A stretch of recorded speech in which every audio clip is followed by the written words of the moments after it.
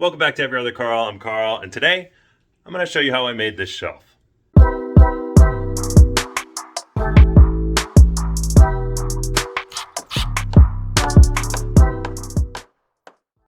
I had this open space above my TV, and I wanted to fill it with a long floating shelf.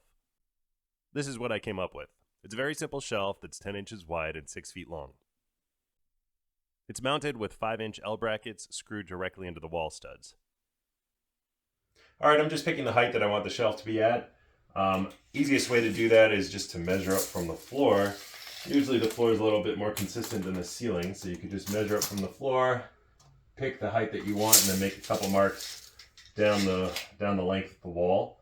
You could measure down from the ceiling, but as you can see, my ceiling is actually a little bit inconsistent, so I would end up with a shelf that's a little bit unlevel. I happen to have this really awesome laser level that this company Dovoh sent me. It's awesome. It has 4 planes. It goes vertical and horizontal, and it also self-levels. So right now you can see I have it on a tripod, and even if you move it around, it's going to find level. So that's a perfectly level line. If you want more information on that, there's a link in the description, and there's also a limited time discount code in the description as well, so you can check that out. This is honestly an incredibly useful tool. If you watched any of my other videos, you may know that I'm building a shed studio. This has come in very useful for that project, and you'll see me using it in several future videos. This is the 4-plane version of the dovoh level. They also have a 3-plane version. The kit comes with a lot of accessories like extra batteries, a magnetic mount, a laser target plate, and my favorite is this little scissor lift that lets you make micro adjustments to get the perfect line. Everything in here is really well made, and it's packaged nicely in a little carrying bag. Thanks for sending this over, Dovoh. All right, I think I might want this a little bit lower, but I'll mark it a little bit lower, and then I'm going to go ahead and use a stud finder and find out where my studs are.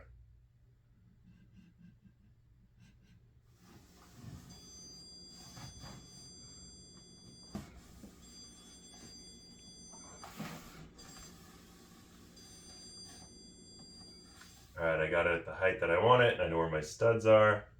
So I'm just gonna mark the line in a few places here. So there's one. There's another one.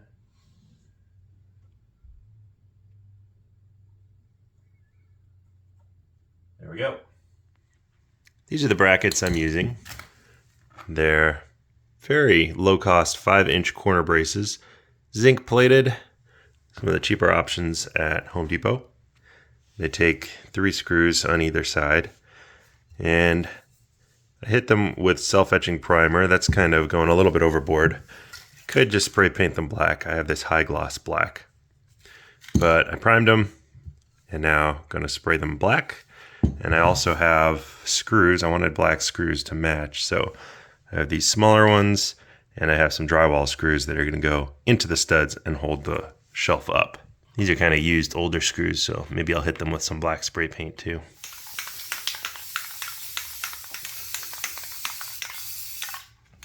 So I decided to go 10 inches wide by 6 feet long for my shelf. I have this leftover piece of kind of like butcher block wood. I've had it left over from another project. Got to sand it down a little bit. But this is pine, and I'll sand it a little bit and stain it. You could use something like 3/4 inch plywood or any kind of hard wood that's not going to bend and warp. Definitely something a little thicker is better. This is what I'm going with. Here's a $16 pine board from Home Depot that I would have used if I didn't already have a leftover piece at home. So I happen to have a table saw. You could easily do this with a circular saw too, but I have it. I have the fence set up to 10 inches offset from the blade. So I'm just gonna run this piece right through there and end up with a nice 6 foot by 10 inch shelf.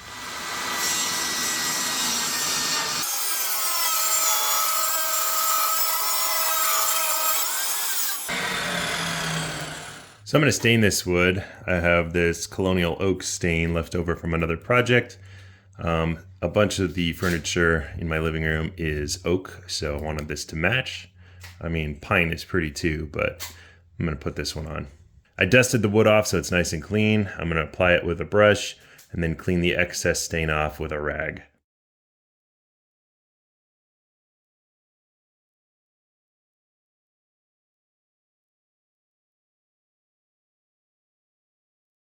All right, the brackets are dry. I'm gonna put them up against the wall here. Pretty cool to have the laser level because it allows me to make sure I mount it perfectly straight. And I'm using drywall screws to attach these to the wall and drill right into the studs. And then I have some wood screws.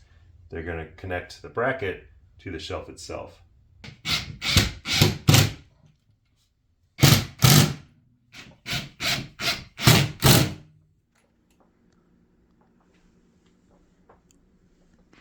All right, so we have it centered on the brackets. It's 11 5/8 from that bracket and 11 5/8 from this bracket. I'm just gonna screw right up into it.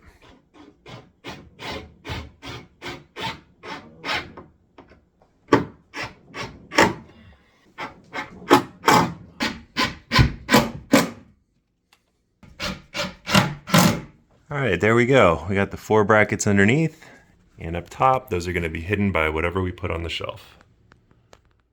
Here's the shelf all filled in. It's not really designed to hold a lot of weight, but it's great for my purposes. In case you're wondering, the shelf's been up for about 3 weeks at this point, and it's still holding up really nicely. It's nice and straight and level. It's holding some board games, a few books, some of my hat collection from all my ski vlogs. I think it's been doing a great job. It's not really designed to hold a ton of weight. If you wanted to have more weight, you could use bigger brackets, or you could make the shelf a little bit narrower so that there isn't so much overhang of wood in front of the brackets. But overall, I'm really happy with how this turned out. I think the overall cost for me came to roughly $45. I did have this wood left over, so that brought my cost way down. All I paid really for this build was like $12 for the brackets. But if I were to do it over again and I had to buy a new piece of wood, something like what I showed in the video, that was like $16 for a pine board, or something a little better. If I had to buy the spray paint and the stain, I'd say roughly $45, and you could make this shelf yourself. All right, that's gonna do it for this shelf. I think it looks great. Very simple to make, and doesn't cost a lot of money either. Please like, comment, subscribe, and until next time, I'll see ya.